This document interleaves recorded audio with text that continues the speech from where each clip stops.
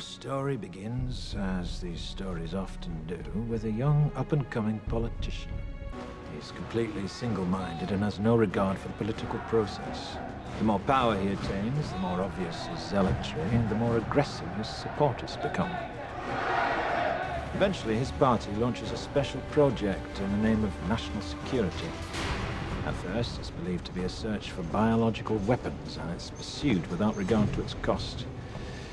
However, the true goal of this project is power, complete and total hegemonic domination. The project, however, ends violently.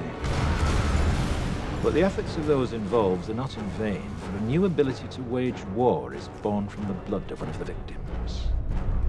Imagine a virus, the most terrifying virus you can, and then imagine that you, and you alone, have the cure. But if your ultimate goal is power, how best to use such a weapon?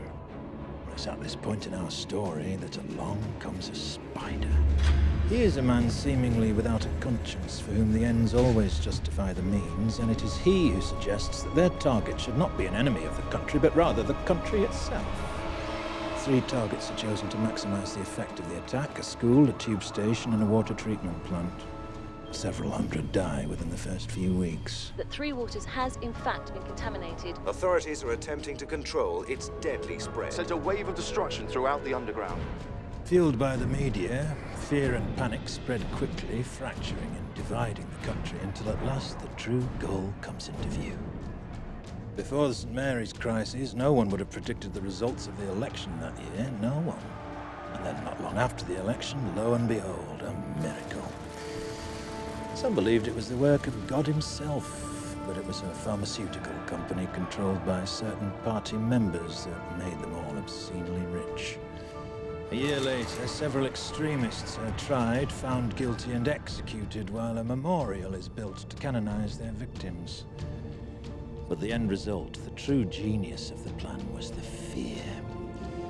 Fear became the ultimate tool of this government, and through it, our politician was ultimately appointed to the newly created position of High Chancellor.